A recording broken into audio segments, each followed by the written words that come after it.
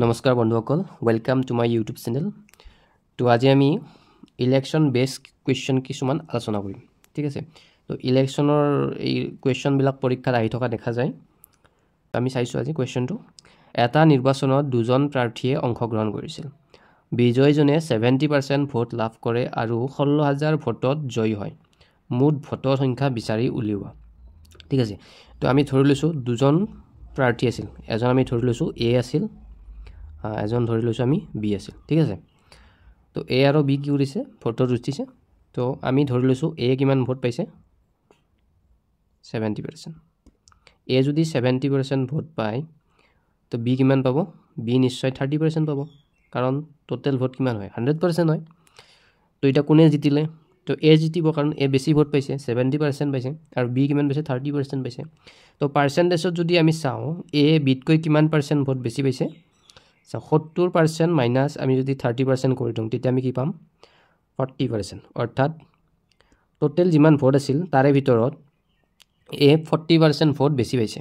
কিন্তু আমাক কুৱেশ্যনত দিয়া আছে এ কিমান ভোট বেছিকৈ পাইছে, 16,000 ভোট বেছিকৈ পাইছে। তো এই যিটো 40% হ'ব, এইটো কিহৰ ইকুৱেল হ'ব, এইটো আমাৰ 16,000ৰ ইকুৱেল হ'ব, ঠিক আছে।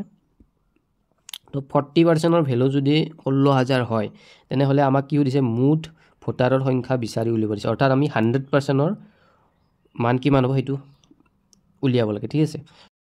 আমি দুয়োফালে 4ৰে যদি হৰণ কৰি দিওঁ, তেতিয়াহ'লে কি হ'ব, তো তেতিয়া চাই লওক। এইফালে আমি 4ৰে হৰণ কৰিলে কি হ'ব, ইয়াতে থাকিব 10%, আৰু এইফালে যদি আমি 4ৰে হৰণ কৰি দিওঁ কি হ'ব, 4,000 হ'ব, ঠিক আছে। তো 10%ৰ মান আমি কি পালোঁ, 4,000। যদি 100% উলিয়াব লাগে, এইফালেও 10ৰে পূৰণ, আৰু আমি এইফালেও 10ৰে পূৰণ কৰি দিম, ঠিক আছে। তো এতিয়া আমি যদি 4,000ক 10ৰে পূৰণ কৰোঁ, কি পাম, 40,000 পাম। তো 100% ইকুৱেল 40,000, তাৰমানে মুঠ ভোটাৰৰ সংখ্যা কিমান আছিল, 40,000 আছিল। বুজি পালে? তো আমি নেক্সট কুৱেশ্যনটো চাইছোঁ। তো এইটো এটা বেলেগ ইলেকশ্যনৰে টাইপটো অকণমান বেলেগ, লেভেলটো অকণমান আপ কৰা হৈছে। তো কি দিয়া আছে, দুজন প্ৰাৰ্থীয়ে নিৰ্বাচনত অংশগ্ৰহণ কৰিছিল। 20% ভোট অবৈধ ঘোষণা কৰা। অবৈধ মানে তাৰ কি হৈছে, 20% ভোট ইনভেলিড হৈছে। অৰ্থাৎ যিমান মানুহে ভোট দিছিল তাৰে ভিতৰত 20% ভোট ইনভেলিড হৈছে। তো সেই 20% ভোটটো গণনা কৰা নহয়, ঠিক আছে। তো বিজয়ী প্ৰাৰ্থীয়ে মুঠ ভোটৰ 48% লাভ কৰে আৰু 8,000 ভোটত কি হয়, জয়ী হয়। তো ভোটদানৰ মুঠ সংখ্যা বিচাৰি উলিয়াব দিছে। অৰ্থাৎ কিমান মানুহে ভোট দিছিল টোটেল, সেইটো উলিয়াব দিছে। তাতে কিন্তু ভেলিড আৰু ইনভেলিড দুয়োটাই আহিব, ঠিক আছে। তো 20% যদি ইনভেলিড হয়, তো ভেলিড কিমান হ'ব, 80% হ'ব, কাৰণ টোটেল ভোট 100%, ঠিক আছে। তো আমি ধৰি লৈছোঁ টোটেল ভোট কিমান আছিল, 100% আছিল। তাৰে কি হৈছে, 20% ভোট ইনভেলিড হৈছে, তো বাকী 80% ভোট ভেলিড, ঠিক আছে। তো কৈছে আমাক এইবাৰ 48% ভোট বিজয়ীজনে লাভ কৰে। 48% কোনে লাভ কৰিল, বিজয়ীজনে, যিজনে জয়লাভ কৰিছে, উইনাৰ, ঠিক আছে। তো এতিয়া যিজনে হাৰিছিল তেওঁ কিমান পাৰ্চেণ্ট পাব, চাওক আমি টোটেল কিমান পাব লাগিব, 100% পাব লাগিব। 20 আৰু 48 যদি আমি যোগ কৰি দিওঁ, তেতিয়া কি পাম, 68। 68টো যেতিয়া আমি 100ৰ পৰা বিয়োগ কৰিম, তেতিয়া কি পাম, 32। অৰ্থাৎ 32% ভোট যিজনে হাৰিছে তেওঁ 32% ভোট লাভ কৰিছে।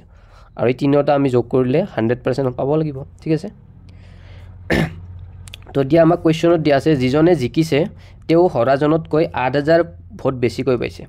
কিন্তু আমি যদি পাৰ্চেণ্টেজত চাওঁ, তেখেতে যিজনে জিকিছে তেখেতে 48% পাইছে আৰু হৰাজনে 32 পাইছে। অৰ্থাৎ 48ৰ পৰা যদি আমি 32 বিয়োগ কৰি দিওঁ, তেতিয়াহ'লে আমি কি পাম, 16% পাম।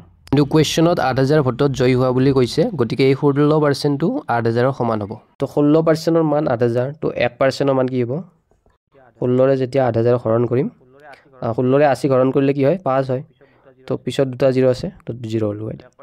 তো 1%ৰ ভেলু 500। তো 100%ৰ ভেলু কি হ'ব, দুয়োফালে দুটা 0 লগাই দিলে হ'ল, দুয়োফালে দুটা 0, তো 50,000। তো টোটেল 50,000জন মানুহে কি কৰিছিল, ভোটদান কৰিছিল। তো অপশ্যনত নাই, তো ইয়াত অপশ্যন ডিটো হ'ব, নান অফ দ্য এবভ, অৰ্থাৎ ওপৰৰ এটাও নহয়।